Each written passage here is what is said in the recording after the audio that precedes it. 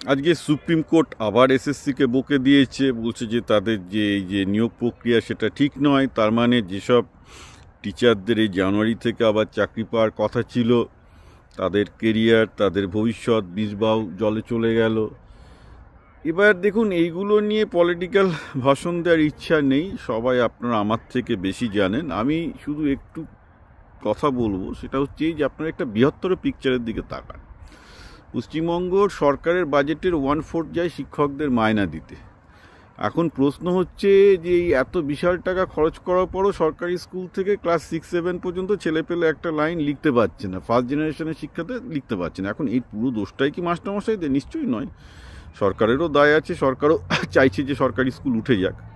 তো প্রশ্ন হচ্ছে যে আজকে যে সিচুয়েশানটা দাঁড়িয়েছে এবং একটা সরকারি দল যে এই ঔদ্ধত্য দেখাতে পারছে যে আমরা শিক্ষা নিয়ে যা খুশি করতে পারি, তার কারণটা কোথায়? তার কারণটা এটাই যে আপনারা সেটা মিডিয়ার দিকে তাকালেই বুঝতে পারবেন যে একটা ক্লাস 6-7-এর ছেলে পেলে একটা দুটো লাইন বাংলা লিখতে পারছে না, সব কেরালা থেকে শুরু করে বিভিন্ন রাজ্যে চলে যাচ্ছে জীবিকা অর্জনের জন্য, কারণ পশ্চিমবঙ্গে যথেষ্ট জীবিকা নেই।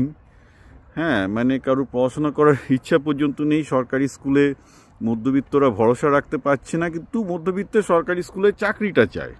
সুতরাং মধ্যবিত্তের সমস্ত ফোকাস হচ্ছে ওই চাকরিটা নিয়ে।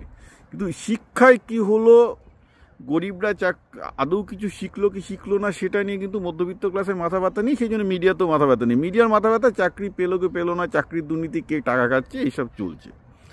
সো বটম লাইন আমি যেটা বলতে চাইছি খুব স্ট্রেট ফরওয়ার্ডলি, সেটা হচ্ছে এই যে এই জিনিস কিন্তু ডামাডোল বেশি দিন চলতে পারে না। আইদার পশ্চিমবঙ্গের শিক্ষা ব্যবস্থাটা প্রায় পুরোপুরি সরকারকে তুলে দিয়ে একটা চার্টার শিক্ষা ব্যবস্থা নিয়ে আসতে হবে, যেখানে সরকার শিক্ষা ভাতা দেবে, এবং সেদিকে যাওয়ার চান্স খুব বেশি আছে বলে আমি মনে করি। কারণ সরকার এইসব দায়িত্ব এড়িয়ে দিয়ে বলে দিল, ভাই এর থেকে আমি সবাইকে শিক্ষা ভাতা দেবো, তোমরা প্রাইভেট স্কুলে শিখে নাও, আমি শিক্ষা ব্যবস্থাটাই বন্ধ করে দিলাম। কারণ সরকারের সত্যিই কিছু দায় পড়েনি যে এই গভর্নমেন্ট এইডেড স্কুলগুলোকে চালাতে হবে। There is no, I would say, constitutional obligation under the ল।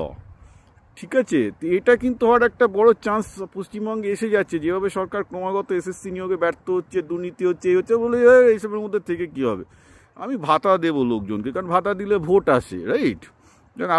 আমি বলে দিচ্ছি, যেসব লোকেরা ভাবছেন যে ভাতা দিলে সে সরকার পড়ে যাবে, ভুল করছেন। চারিদিকে দেখা যাচ্ছে যারা ভাতা দিচ্ছে সেই সরকারই জিতছে।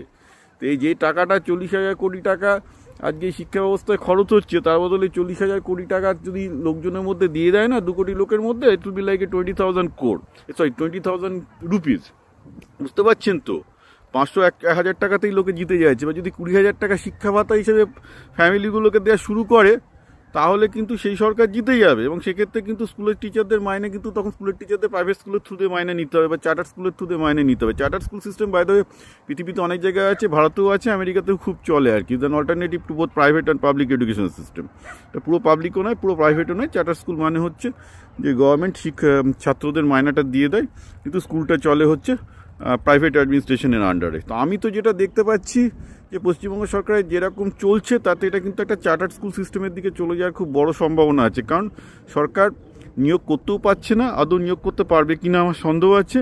কারণ সবাই ওই মানে মধ্যবিত্তও চাই ওই চাকরি, ওই 40,000 কোটি টাকার বাজেটে।